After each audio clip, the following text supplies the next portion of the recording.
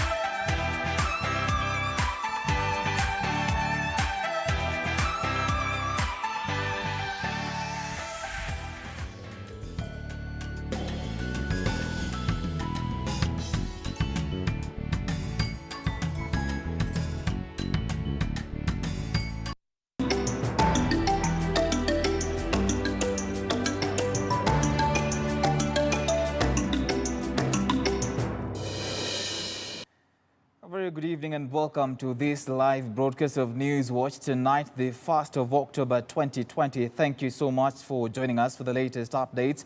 I'm Tony Omondi and our sign language interpreter is Boniface Murithi.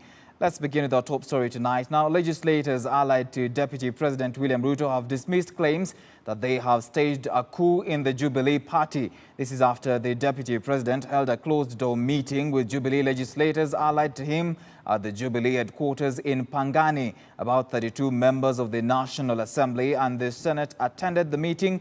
That is increasing tension between legislators allied to DP Ruto and those allied to the President.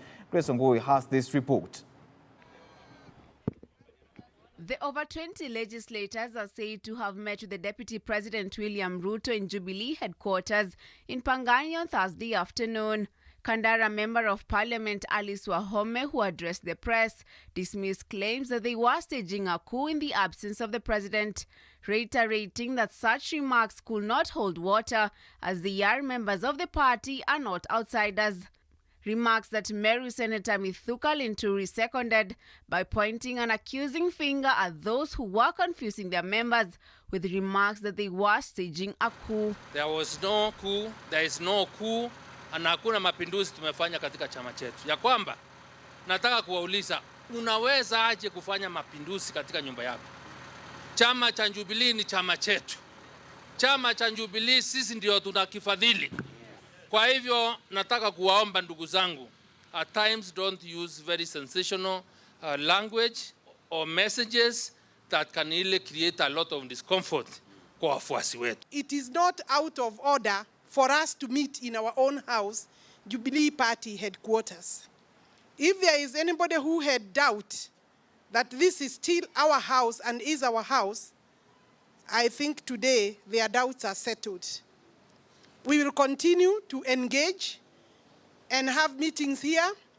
We have had lunch in this place, and we are happy, as stated by Linturi, that we actually met the Deputy President, who is also the Deputy Party leader. The party has experienced a lot of tension in recent months, long after the handshake between President Uhuru Kenyatta and ODM leader Raila Odinga. Last week, Deputy President William Ruto did not seem to have agreed with the decision not to field a candidate from Sambweni by-election, an indication that the party is facing internal squabbles. According to Wahome, the purpose of the meeting was to discuss matters of interest to Kenyans. The 2 years of handshake have seen legislators allied to DP Ruto say the opposition has become toothless. The opposition of a country is meant to be a critique of the government, including closely examining the work of the government. Wahome, speaking on the same issue, mentioned that the opposition, which seems to have joined the government, will not be compelled to fulfill promises they give Kenyans, and hence the importance of the meeting to discuss the way forward. Eventually, those in opposition will not take responsibility for government failures. We know they may not take responsibility because within the government structure, there is no place for opposition to take responsibility of failure of government. They are supposed to be checking government. So we know that we have that duty ourselves. Grace Wangoi, Hope TV News Watch. Labour Cabinet Secretary Simon Chelugui has said the government is ready for dialogue with medics following a strike by the Kenyatta National Hospital health workers on Monday. The Salaries and Remuneration Commission, SRC, has proposed to conduct a job evaluation exercise at KNH before giving appropriate advisory following a joint strike by trade unions, workers allied to the hospital. Labour Cabinet Secretary Simon Chelugui said despite conciliation meetings between the unions on 25th and to 28th September, the union made good their intentions and commenced the strike on Monday, forcing the KNH to get ex parte orders from court. According to him, the unions walked out of a conciliation proceedings before a solution had been found, leaving the employer with no option but to go to court. The challenges that we experience. The issues in dispute being the failure by the management of Kenyatta National Hospital to implement salary revision for their workers. As a minister, upon receipt of the strike notice, the ministry, I appointed a conciliatory committee under Section 70, subsection 2 of the Labour Relations Act 2007 on 22nd September 2020. In addition, the ministry and parties in dispute held consultative conciliation meetings headed by the Principal Secretary, Department of Labour, Principal Secretary, Ministry of Health, and the Conciliation Committee and the representatives of the workers on 25th, 26th, 27th, 28th, up to sometimes 2 o'clock in the morning or at the ministry headquarters with a view of finding an amicable solution to the dispute. However, as the conciliation or consultative meetings were going on, and upon realizing that their demands could not be met immediately, the unions made good their intentions and commenced a strike on Monday, 28 September 2020. I am happy to note that the unions have since then called off the strike. Services in Kenyatta have resumed, and it is my wish that they obey the court order, and the ministry wishes to reiterate that the appointed conciliation committee is still available and open to assist the parties to reach an amicable solution to the issue in dispute. Police in Kitui County have impounded a vehicle ferrying 450 kilos of bang packed in 9 bags. Kitui Deputy County Police Commander Grace Thuo said the narcotics were seized at Kaveta area along the Kitui-Kabati Road. According to her, officers on patrol noticed the suspicious vehicle, a Toyota RAV4, and signaled the driver to pull over. The vehicle's back seats had been removed to create more room for the load of narcotics, which was concealed under a black polythene paper and a blanket. Thuo said though the suspect managed to escape arrest, a manhunt has been launched to track him down. Today, we have managed to arrest the amount of cannabis sativa, which is about 9 bags, along Kabati Kitui Road, allowed the area of Kaveta, whereby officers who are on the duties, traffic patrol duties, they stopped one motor vehicle, KAT 421 L LA4, and when it stopped and the driver moved out speedily before the officers would get there. So when the officers tried to get a chase or to make a chase, he stopped and he abandoned the vehicle. This is the time the officers tried to check what was inside, and they found that these 9 bags were concealed with that polythene paper, the black polythene paper. They were concealed inside the vehicle which you can see. and by that time, the person who ran away, or the driver ran away, and because the motorbikes are all over, he was able to make it away or to go away to escape with that motorbike.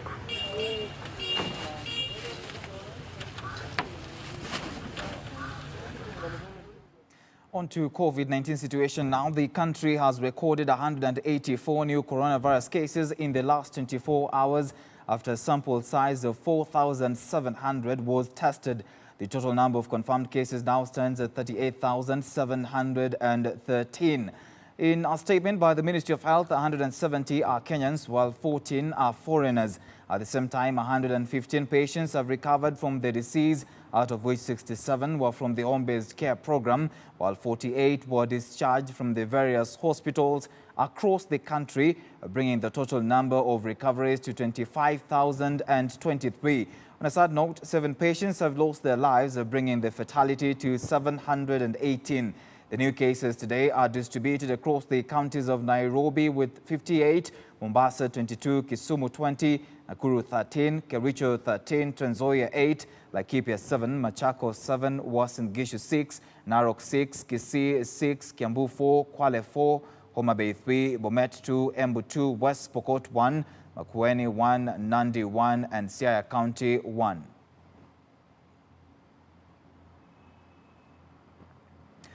Moving on, Wiper Democratic Movement leader Kalonzo Musyoka has maintained that he is in the race to State House come 2022 and that he is not expecting any leaders to endorse him but the people of Kenya. Kalonzo, who on Wednesday concluded his 4-day tour of the coastal region and part of the Lower Eastern by holding leaders meeting at Kambu, Kibwezi East and a roadside address at Makindo on his way to Nairobi, has been trying to cement his popularity in the regions. He was accompanied by over 20 MPs, 2 senators and a battery of MCAs from Kitui, Machakos, Taita Taveta, Mombasa and Makueni counties for the entire trip. Alice Diana tells us more. Kenya, Wiper Democratic Movement leader Kalonzo Musyoka has been trying to increase his popularity across the country ahead of the 2022 general election. Over the weekend, Kalonzo kicked off his tour to the coastal region where he, among other things, addressed wananchi, met party leadership, opened party office in Mombasa County and branch office in Wundanyi, Taita Taveta County. The Wiper boss concluded his 4-day tour of the coast region and part of the Lower Eastern on Wednesday by holding leaders meeting at Kambu, Kibwezi East and a roadside address at Makindu on his way to Nairobi. Assembly wote wamepitisha mswala kwamba ni mama mwenye roho safi. During his recent tours, Kalonzo has been reiterating that he will be on the presidential ballot box come 2022 general election. The former vice president stated that he will not rally behind ODM leader Raila Odinga or any other presidential candidate in 2022, saying although Kenyans have lost faith in leaders, many have expressed confidence in his leadership while pledging to bring hope through the creation of millions of jobs. Na nilisema mimi siogopi mtu yeyote. I respect all other leaders, but they should be ready for a fight. And this fight, hatupigi tu ngumi kwa hewa. We are going to be very focused. And tutaki mtu aseme Kalonzo tosha. Watu wa Kenya watasema Kalonzo tosha. Kalonzo, while addressing the meeting, urged for unity among leaders who are vying for different positions come 2022, adding that competition must not bring division within the party, but rather strengthen the party at the grassroots. The Wiper leader at the same time praised the effort by the senators during the revenue sharing bill debate at the Senate, which ended with a win-win formula that ensured no county loses money. He said their effort has brought about peace in the country as he thanked President Uhuru Kenyatta for his timely intervention. Kila mtu ako na kipawa chake. Mheshimiwa Senator Junior akiongea kwa Senate, na mumeona vile ameongea na kijana mwingine anaitwa Wambua, Senator wa Kitui, Kabaka wa Machakos, na pamoja na Sakaja hata wa Jubilee, mpaka wakaonekana na Kenya nzima. These are leaders who are fighting for social justice and equity, which is a constitutional matter. Huyu ni kijana amesoma vizuri sana. We are not looking back. For the sake of the children, for the sake of kina mama hawa and our position on gender equity is very well known. Na hakuna mchezo. Tunawakaribisha Mheshimiwa Kalembe na kila mtu zote. Kalonzo's latest move to go for the country's top seat insinuates that there is no more NASA coalition despite the existing agreement bringing together 5 political parties: ODM, Wiper, ANC, Ford Kenya and CCM. For Hope TV Newswatch, I'm Alice Diana.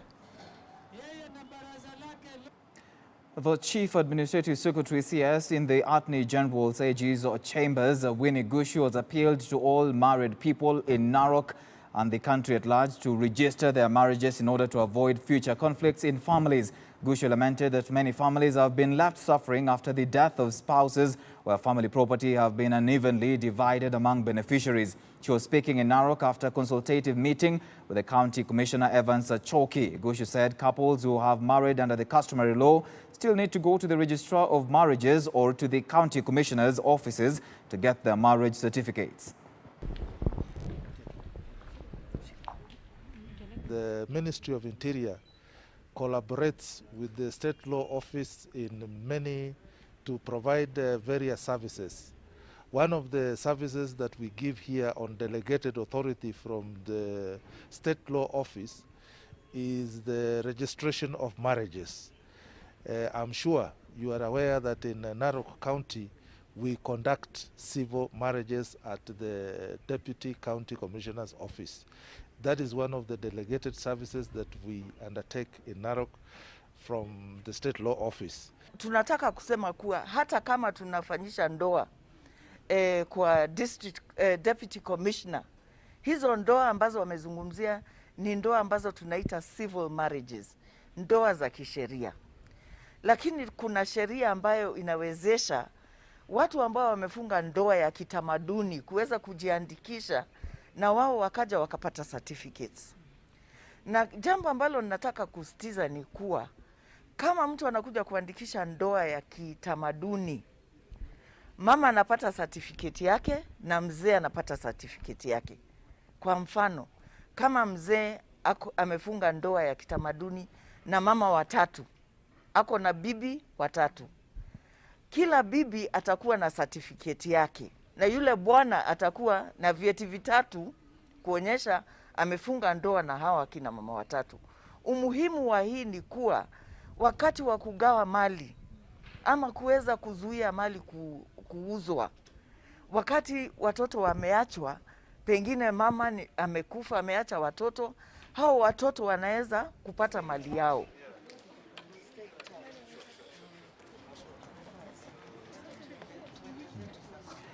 With that story now, Newswatch takes a short commercial break. We'll be back with more stories making headlines in the country. Keep it Hope TV.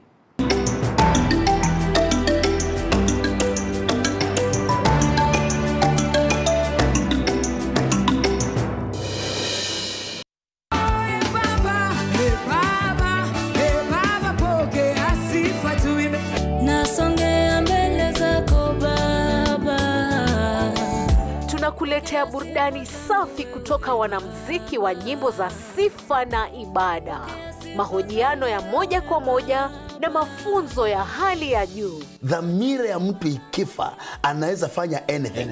Because kile kinanitofautisha na mbuzi ni dhamira. There was this time niliambia Mungu, mimi samahani Mungu, lakini naona umenifanya mimi kuwa daraja. Sitaki.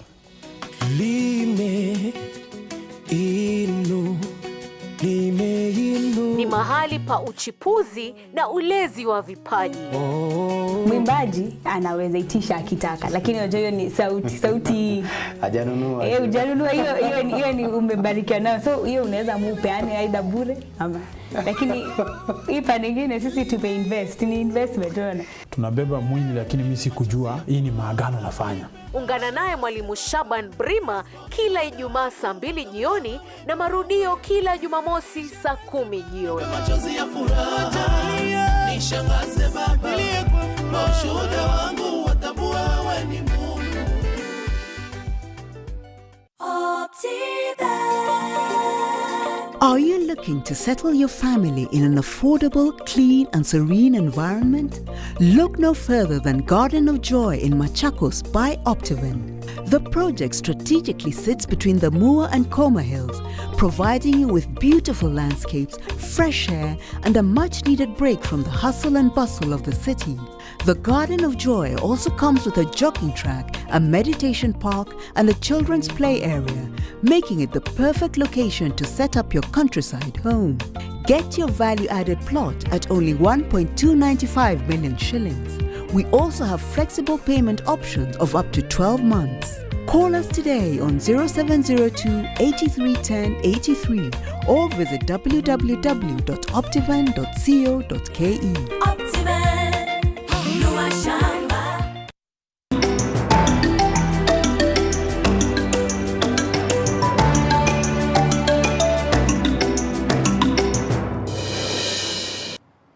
Welcome back. You're watching Hope TV News Watch. Sirisia MP John Waluke has attended his first parliamentary session since his release from jail, where he had been held for almost 4 months. The MP, who was in custody since June 2020, received a heroic welcome from his colleagues that briefly interrupted proceedings at the National Assembly. Speaking on the floor of the House, Waluke described as tough 3 months behind bars and thanked Kenyans who stood by him during his lowest moment. Waluke was in June convicted on charges of theft of public funds and sentenced to 67 years in prison. The MP appealed the decision at the High Court and on Monday gained temporary relief after he was granted a 10 million shilling cash bail. And I want to take this opportunity to thank all the members of this House, those who stood with me during the difficult time that I had, Madam Speaker. And I want to let members know and the nation that I did not steal and I'm not in the custody, in jail for almost 4 months.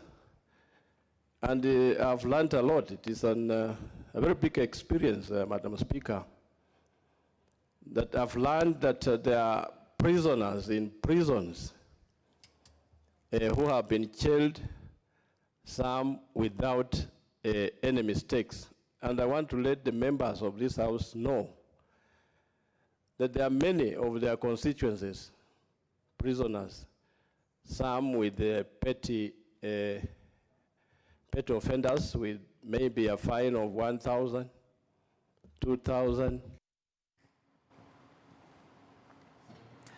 President Uhuru Kenyatta has reiterated that Africa's biggest asset is the potential held by its youthful population and not its natural resources. The president spoke when he delivered the keynote speech at the 6th BPI France Inno-Generation Business Forum at Accor Arena in Paris, France. He was the chief guest at the conference, which is the largest annual congregation of French entrepreneurs and innovators. In a riveting of the CAF address, President Kenyatta spoke about investment opportunities available to French entrepreneurs on the African continent.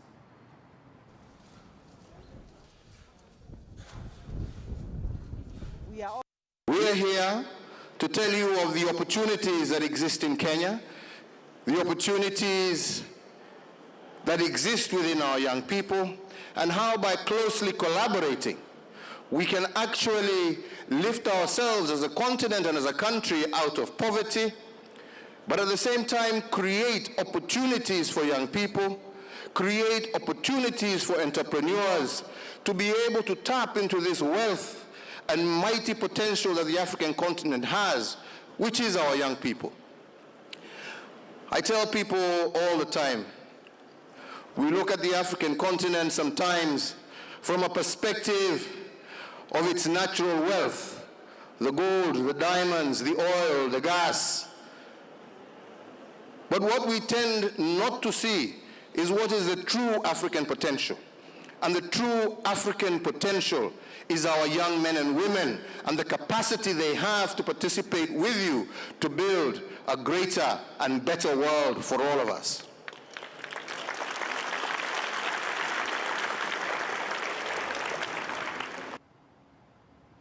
The construction of the 1.8 billion shilling Kenya Maritime Authority complex at Mbaraki area is now at 86.3% completed. Transport Chief Administrative Secretary Wavinya Ndati has said while touring the project in Mombasa. The 15-story complex, whose construction began in February 2017, was supposed to have been completed by September 2019. According to plans, after completion, the KMA headquarters will house the Maritime Technology Cooperation Center, MTCC, for the African region.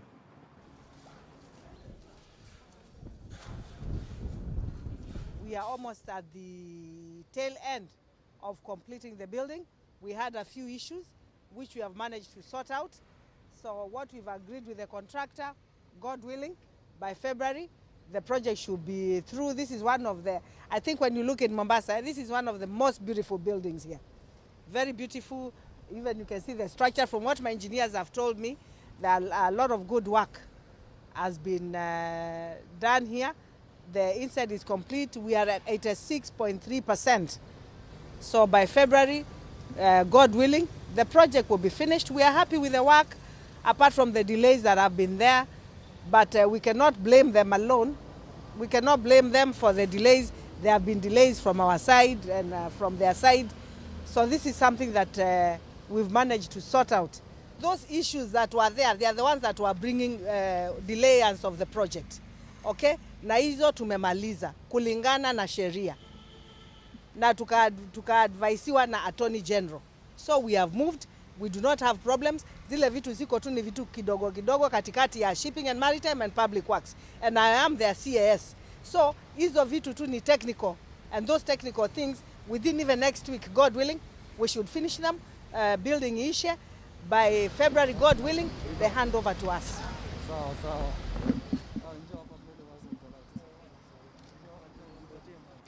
To Nyandarua County now, about 800 Kazi Mtaani youths in Nyandarua have deserted duties even as the program's County Implementation Committee sought authority to replace them. Speaking during monitoring and evaluation of the Olkalau Zuruma informal settlement, Kahat County Commissioner Benson Lepar Morijo regretted that the number had dropped out of the program meant to cushion them against the effects of COVID-19. The administrator said they were seeking to know the reasons why they opted out of the program.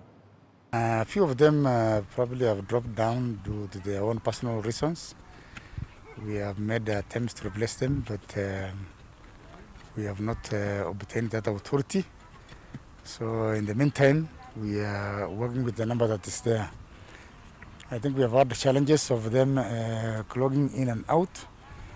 This could be a problem with the system, but our officers are handling the same. As for payment, that has been a concern to the workers as well as to us, the department, and we have almost resolved the issues of non-payment. We had challenges when it came to the workers providing the wrong details.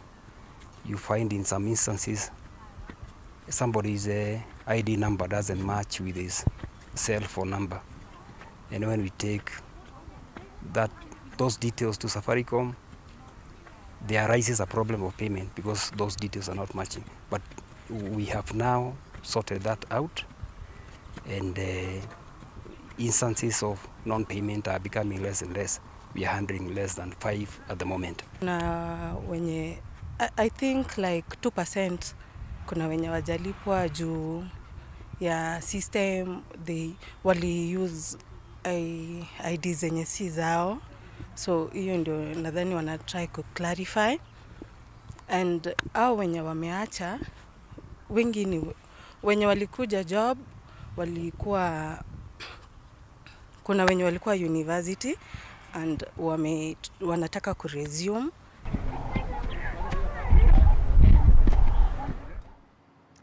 To Kisumu County now, the Governor, Professor Peter Anyang' Nyong'o, has announced a raft of measures to sustain the fight against COVID-19 in Kisumu County. While issuing a joint press statement with Kisumu County Commissioner Josephine Ouko on the state of COVID-19 in Kisumu, Nyong'o pleaded with Kisumu residents not to relent in the fight against the deadly disease.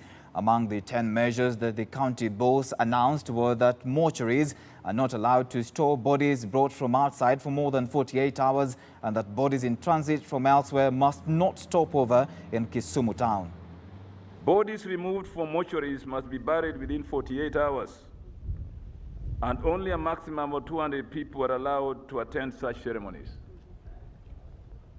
3, mortuaries are not, and I repeat, not allowed to store bodies brought from outside for more than 48 hours.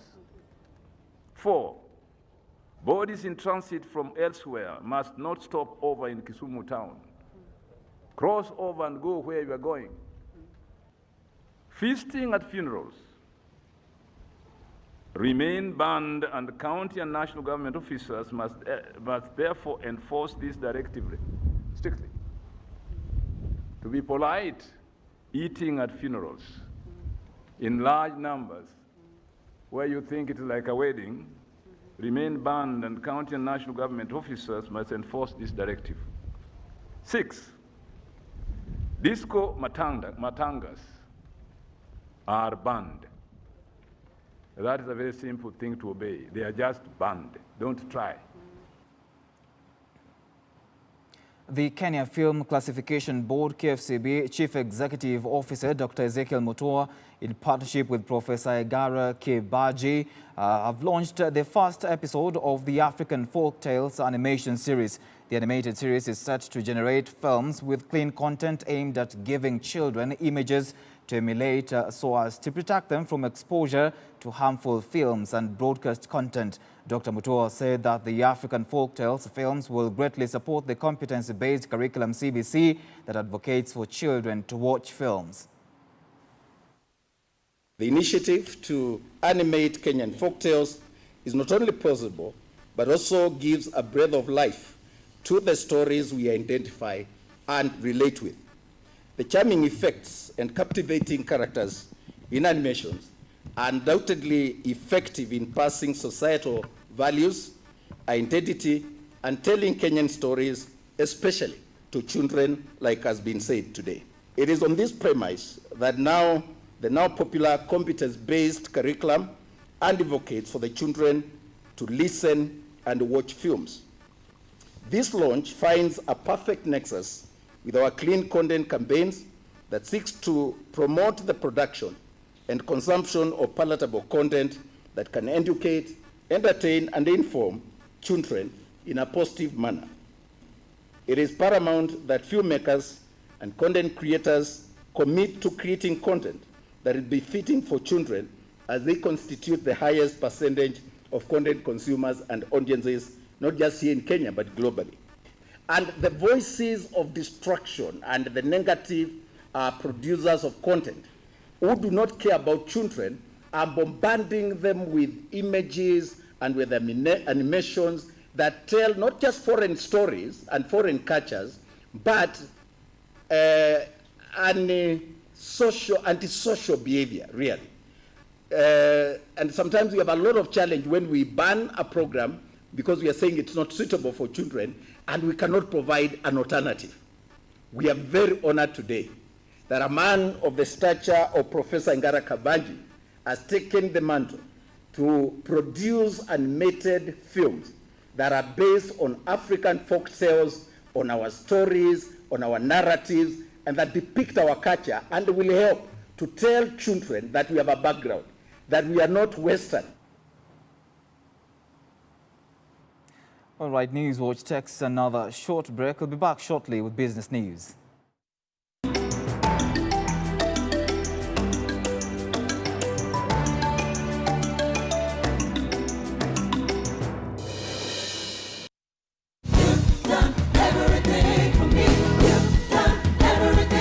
Join us every Sunday for unlimited, uplifting, powerful worship,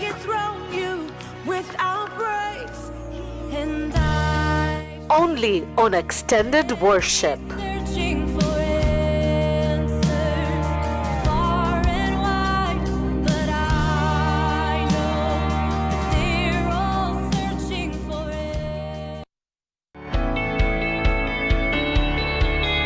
dunia ni mali ya Bwana na vyote vijazavyo. Nguruwe ni mali ya Bwana? Ni mali ya Bwana. Bata ni mali ya Bwana? Ni mali. Wewe kula basi. Acha mambo mengi. Yesu ndiye njia. Muislamu yoyote ambaye anamkataa Yesu, kwanza sisi tunamjua ni kafiri. Bila huyu Yesu mtu aendi kwa Baba. Ungana na walimu wa neno wanapochambua masuala tata katika Biblia, wakiyalinganisha na vitabu vingine vya kidini. Je, kuna ushahidi wowote Muhammad aliwahi ona Qur'ani? Na hii Qur'ani muliitoa wapi?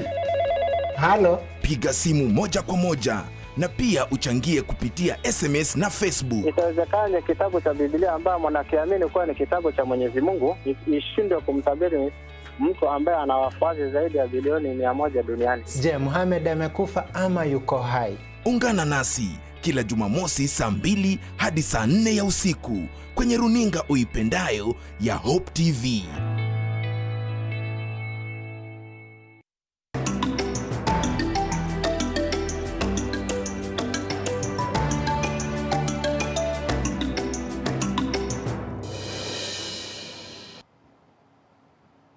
Welcome back to the broadcast. Absa Bank Kenya PLC has been recognized as the first bank in Kenya to join the Kenya Green Building Society (KGBS) as a champion for initiatives that promote the green economy by reducing pollution and improving people's lives while fostering economic growth.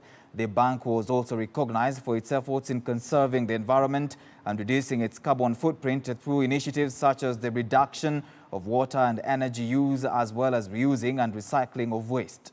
We're very proud to present this premium member certificate to Absa PLC Kenya, who are members or premium members of Kenya Green Building Society. By joining Kenya Green Building Society, Absa has shown that they're part of the sustainability journey and they're taking action. The action itself is a huge difference to Kenyans around health and well-being, resource circularity, and climate action. We are excited to receive the Premier Member Certificate from the Kenya Green Building Society, which is a testimony of our commitment to this important agenda of sustainability. With this recognition, Absa Bank Kenya becomes the first financial institution in Kenya to join the Kenya Green Building movement as championed by the Kenya Green Building Society. And Mabati Rolling Mills Limited, MRM, has launched the SAF-build manufacturing plant at its Athi River facility. The launch comes 2 months after the SAF-build plant was commissioned in August 2020. Speaking during the commissioning ceremony, Andrew Haycourt, the CEO Mabati Rolling Mills SAF-build and SAF-design, said it now provides world-class technology in pre-engineered steel building solutions, which allows delivery of buildings to clients within very tight timelines. CAM CEO Phyllis Wakiaga, on our part, noted that the manufacturing sector has remained innovative during the pandemic despite the challenging environment. As an association during this COVID season, we've been driving a campaign called Keep Kenya Moving, and we have seen the manufacturing sector really stand up for Kenya, really innovate during this time, develop new products, and it's something that we want to say that is an opportunity for us as a country to continue to create jobs. Today we witnessed the inauguration of the manufacturing unit for a new technology to build any sort of non-residential buildings in Kenya called SAP-build. Now what does the SAP-build do? SAP-build actually takes all your tensions away of constructing buildings as we normally do these days. So SAP-build is a technology wherein the maximum manufacturing of all the building components is done off-site in the factory which we just inaugurated. So once it is designed, each part is manufactured turn after turn, and virtually your entire building is ready like a Lego set in the factory. In Machakos County, we are doing a lot of infrastructure. We are constructing a lot of TVET institutions. We are constructing market sheds. We are constructing border sheds. And most of them, when I was looking at this solution as an engineer now, I'm a mechanical engineer, I saw a very huge opportunity to partner with you so that we can put these things that you are producing all over Machakos County. Tuskys employees through the Kenya Union of Commercial and Allied Workers and Tuskys Workers Union have continued to demand for their pay, castigating the troubled supermarket for arbitrary termination of their contracts. Speaking in Nairobi, the union's chairman, Wycliffe Olenaboy, called on the employer to pay their 3 months' salary from July to September. Tuskys had conveyed to its employees the termination letters on 21st September, a day before it was to be effected. The union has also demanded that the supermarket refunds the employees any prior deductions after the supermarket deducted salaries in the wake of COVID-19 by 20 to 30%. Tuskys is setting a bad precedence in other organizations, especially in the retail sector. You just wake up one day without notice, without even caring stakeholders like union workers leaders. Then you wake up and declare you declare more than 1,800 workers redundant. That is so unfair. That is so unfair. April, he went ahead and deducted our salary without any consent. Union was not informed, workers were not informed, so we are wondering. We agitated through the union went to court, we went to the ministry, we got court orders restraining him from deducting salary. So tunataka public wajue, tunataka serikali wajue, we need everyone inputs. Watu wapewe haki. We are demanding justice, and this is one of the road to justice. Yes. So how long are you?